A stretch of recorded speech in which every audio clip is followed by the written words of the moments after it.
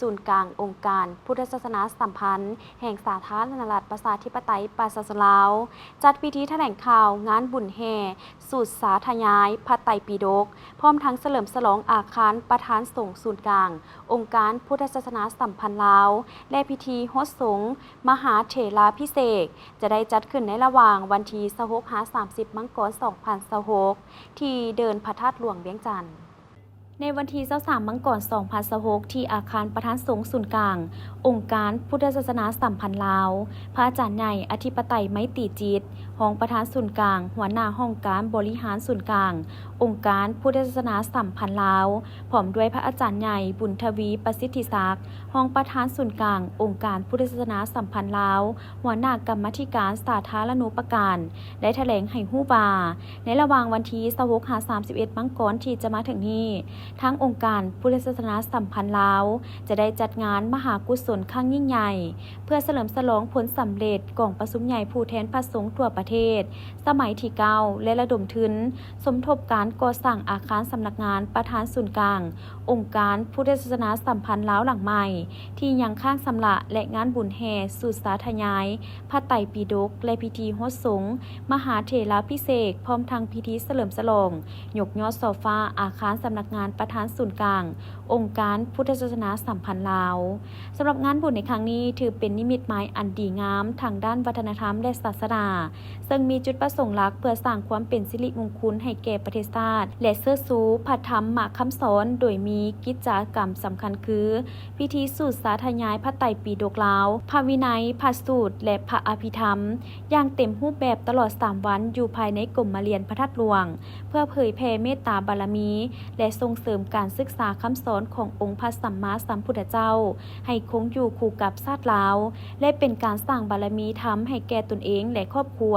พิธีมุทิตามหาเถราภิเษกถือเป็นวาระอันศักดิ์สิทธิ์ในการประกอบพิธีโฮสต์สงฆ์มุทิตามหาเถราภิเษกแด่พระอาจารย์ใหญ่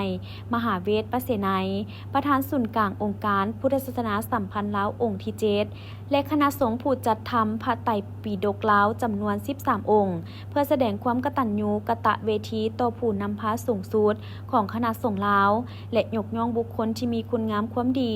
ผู้ที่เสียสละกำลังกายกำลังใจในการซี่นำพาพระสงฆ์และเฮียบเฮียงพระธรรมคำสอนการได้ร่วมโฮสต์สงฆ์พระมหาเถระถือเป็นมงคลอันสูงสุดซึ่งในชีวิตหนึ่งบ่ได้มีโอกาสพบกันได้ง่ายๆพิธีฉลองและยกยอดโซฟาอาคารสำนักงานประธานศูนย์กลางองค์การพุทธศาสนาสัมพันธ์ลาวหลังใหม่ซึ่งเป็นศูนย์กลางบริหารงานสงฆ์ที่ทันสมัยทั้งนี้ทางคณะกรรมการจัดงานยังได้เปิดโอกาสให้พุทธศาสนิกชนได้เข้าร่วมบริจาคทุนสมทบเพื่อสำหรับค่าก่อสร้างอาคารที่ยังข้างสำราการได้ร่วมบริจาคปัจจัยและร่วมพิธียกยอดโซฟาเปรียบเหมือนการได้ฝากซื้อและบุญกุศลไว้ในแผ่นดินเป็นวิหารทานที่มีอานิสงส์แฮงก่อให้เกิดความสมบูรณ์พูนสุขในชีวิตการจัดงานในครั้งนี้บ่เพียงแต่พิธีการทางศาสนาทั่วไปแต่แม้นปรากฏการณ์แห่งศรัทธาที่รวมเอาความเป็นสิริมงคลอันสูงส่งไว้ในวาระเดียวกันซึ่งประกอบมี4พิธีสำคัญคือบุญสูตรสาธยายพระไตรปิฎกลาวพระวินัยพระสูตรและพระอภิธรรมบุญมุทิตามหาเถราภิเษกพระอาจารย์ใหญ่มหาเวทมเสนัยประธานศูนย์กลางองค์การพุทธศาสนาสัมพันธ์ลาวองค์ที่7พิธีโฮสต์สงฆ์เถราภิเษกคณะสงฆ์จัดทำพระไตรปิฎกลาวจำนวน13องค์พิธีฉลองและยกยอดโซฟาอาคารสำนักงานประธานศูนย์กลางองค์การพุทธศาสนาสัมพันธ์ลาวหลังใหม่จันได้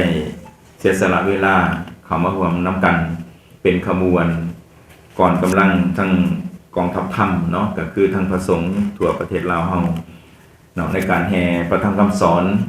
อันเป็นความภาคภูมิใจและก็ใส่สุดผ้าสีส้ม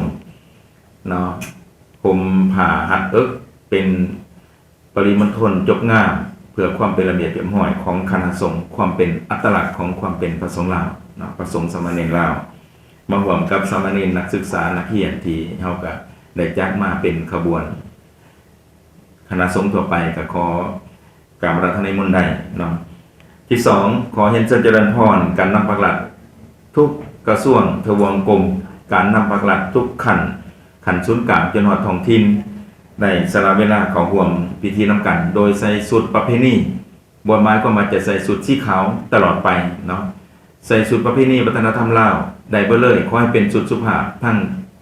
สุภาพสตรีและสุภาพบุรุษประการที่3ก็คือขอให้ส่วนมวลชนพ่อแม่ประชาชนลาวบรรดาเผ่าทุกภาคส่วนเนาะทุกขันได้เข้าร่วมพิธีนำกันโดยเป็นกระบวนการพูดฟื้นในการเฉลิมฉลองสามัญประวัติศาสตร์โดยเฉพาะวันสถาปนาสปลาวครบรอบ50 ปีในการสูตรสาธยายพระไตรปิฎกและแห่พระไตรปิฎกของพวกเราเนาะเกี่ยวความพร้อมพบกันในวันที่26หาวันที่31เนาะตามรายการที่ได้นำเสนอไปส่วนวาระพิธีการและกำหนดการก็คือวันจันทร์วันที่26มังกร2026ขึ้น8ค่ำเดือน3เวลา 16 โมงเตาหัวมวลสนอยู่สวนเจ้าฟ้างมเวลา 17 โมงเริ่มขบวนแห่พระไตรปิฎกออกจากสวนเจ้าฟ้างมมุ่งหน้าสู่ประตูไซเวลา 19:30 นาทีพิธีเปิดงานอย่างเป็นทางการอยู่ลานด้านหน้าพระเจ้าไสยาเศรษฐาธิราชพระธาตุหลวงเวียงจันทร์วันที่27หาวันที่29มังกรขึ้น9หา11ค่ำเดือน3เวลา8หา3:00 นาที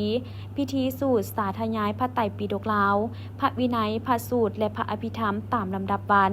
อยู่ภายในกรมมาเรียนพระธาตุหลวงวันศุกร์วันที่30มังกร2026ขึ้น12ค่ำเดือน3เวลา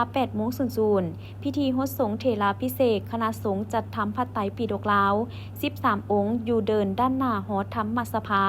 เวลา16 โมงพิธียกยอดเสาฟ้ากุฏิอาคารประธานสงฆ์7 ยอดและพิธีสูตรปริตะมงคลเวลา 18 โมงฟังปาฐกถาธรรม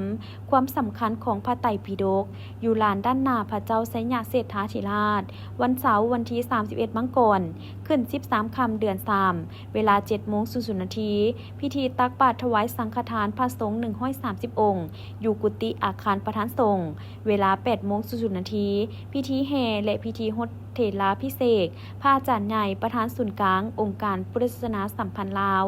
เวลา 11:30 นาทีถวายภัตตาหารเพลและร่วมรับประทานอาหารสามัคคีเพิ่นจะเถราพิเศษกฮดสงฆ์เอิ้นว่าสมเด็จพระลูกแก้วมีคำว่าสมเด็จนำหน้าสมเด็จพระลูกแก้วถ้าพระเถระได้ถูกสถาปนาขึ้นเป็นสมเด็จพระสังฆราชหรือว่าเป็นประธานสงฆ์ในการสถาปนาดังกล่าวนั้นจะได้รับการเถราพิเศษกฮดสงฆ์อีกจากพระเจ้าแผ่นดินอีกคือกันเอิ้นว่าสมเด็จพระยอดแก้วคำว่าสมเด็จพระยอดแก้วนั้นเป็นสูงสุดเพดานอยู่หั่นเพียงว่าพระสงฆ์นั้นจะรับกองเถราพิเศษกฮดสงฆ์หลายครั้งก็ตามแต่ว่าฐานันดรศักดิ์หรือว่ายศนั้นจะอยู่เพียงนั้นเพิ่นเอิ้นว่าฮดแถมสมภารคือสมมติขั้นลุ่มพระสำเร็จพระสาพระครูสุดเท่านั้นถ้าว่ามีญาติโยมเถราพิเศษกฮดสงฆ์อีกจะเครื่อก็ตามเป็นการแถมสมภารฐานันดรศักดิ์เพิ่นจะอยู่เพียงพระครูเท่านั้นดังนั้นจึงเชิญชวนมวลชนชาวพุทธศาสนิกชนทั้งหลายพร้อมกันเข้าร่วมงานดังกล่าวให้เป็นกระบวนการฝึกฟื้น